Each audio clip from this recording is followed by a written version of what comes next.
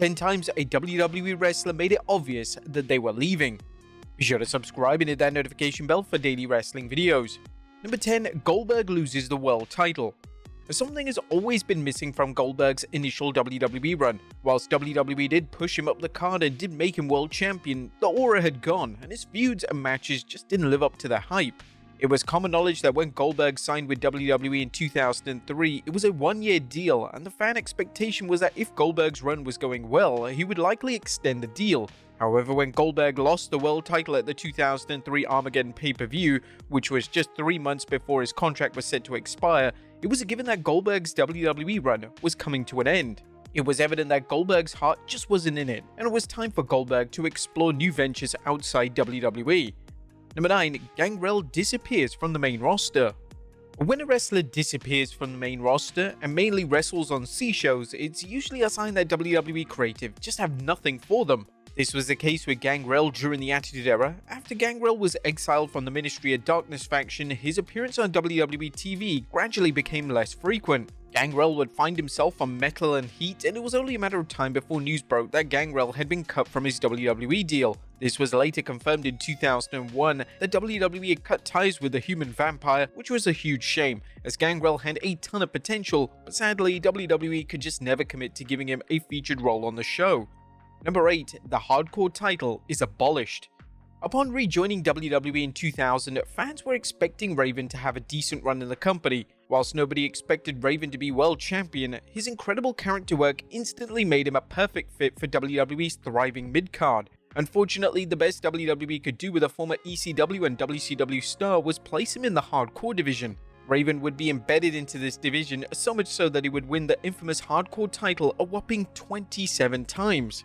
When the Hardcore title was made defunct in 2002, WWE struggled with how to present Raven, and the moment the Hardcore title was abolished was the exact moment in which it was clear that the writing was on the wall for him.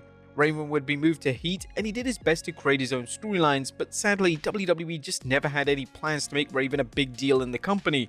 Raven would be released in 2003, ending one of the most disappointing runs of the early 2000s.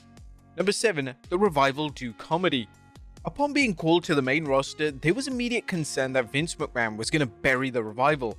The Revival's NXT run received critical acclaim as Triple H took tag team wrestling seriously in NXT, yet McMahon had a love-hate relationship with tag team wrestling, which would inevitably be detrimental to the tag team's success. Things started off well for the duo, however, as the months went on, McMahon's trope of losing interest began to surface. The Revival would begin to endure comedy segments alongside the Usos, and this was a case of McMahon booking the show to appease his bizarre sense of humor, as opposed to creating a lively tag team division. The moment the Revival entered into a comedic storyline with the Usos, it was pretty much over when it came to their WWE careers, and it was hardly a surprise that the two requested their release in the same year as this feud commenced. Reflecting on why they wanted out of WWE, this is what the duo had to say during an appearance on Talk is Jericho. It was also revealed that McMahon had some truly insane ideas for the tag team. Leaked photos showed that McMahon was going all in on their new comedic personas, and this would include brand new looks and a complete overhaul in their presentation. It's safe to say that the talented duo made the right call by leaving the company. Number 6. Ricochet loses the WWE Speed title. WWE Speed is an ongoing partnership between WWE and the platform known as X. The idea behind Speed is matches where the wrestlers try to win as quickly as possible. The inaugural champion for this project was Ricochet, and shortly after this win, it was reported online that Ricochet's WWE deal was set to expire. Little information was known regarding if Ricochet was planning on re-signing, but when he dropped the title to Andrade, it was basically confirmed that Ricochet was on his way out of the door. Ricochet would also be written off TV in an angle with Braun Breaker, and some fans theorized that making Ricochet the face of the WWE Speed project was their attempt to get him to re-sign, yet it obviously failed. Whilst Ricochet was an incredible talent for WWE, Ricochet believed he could achieve more outside the WWE bubble. A wrestler betting on themselves is always a courageous move, and hopefully Ricochet finds great success in the next portion of his career. Number 5. The Undertaker suddenly stops wrestling. When the summer of 1999 came to an end, virtually out of nowhere, The Undertaker stopped wrestling on TV. He'd be removed from matches, and his physicality would become extremely limited. It was apparent that The Undertaker was seriously injured, yet WWE were thinking of a way to write him off TV in order to help him heal up.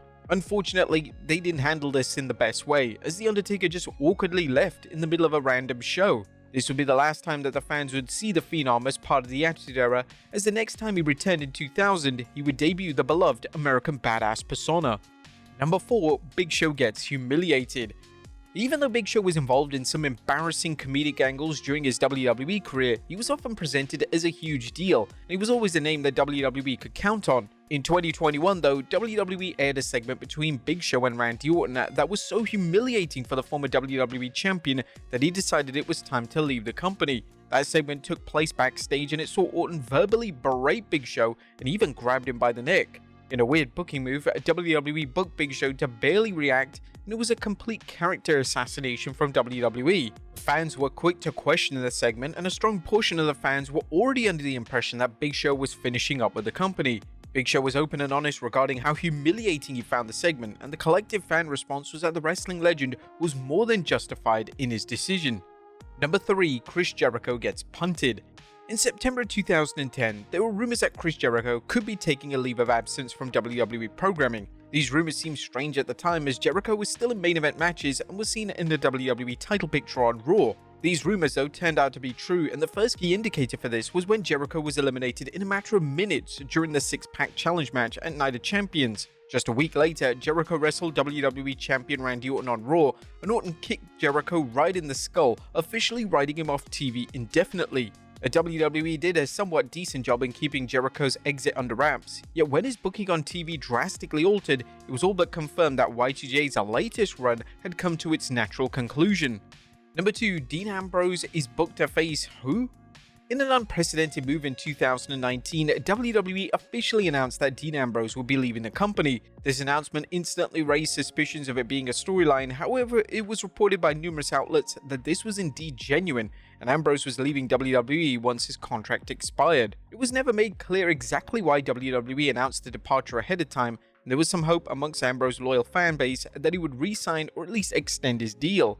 When Ambrose was booked to face Nia Jax on a live event, it was all but confirmed that WWE were just trying to humiliate the former WWE champion on his way out. Ambrose will be booked in segments with Jax on TV, and these segments were awkward and lifeless, and it wasn't what anybody wanted to see. Everyone knew what WWE were trying to do, and so did Ambrose. He would finish up with WWE following WrestleMania 35, and he would soon find himself in AEW, where he was instantly presented as one of their top stars. And number 1, CM Punk sues WWE.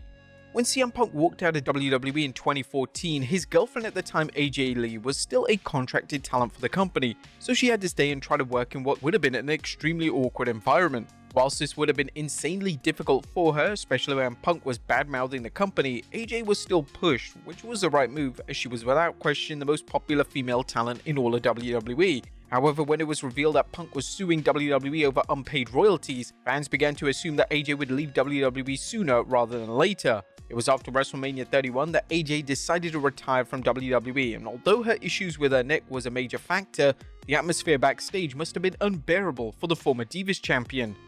Well, there you have it, folks. 10 times WWE wrestlers made it obvious that they were leaving. Be sure to leave your comments down below, and I'll see you next time with some more wrestling content.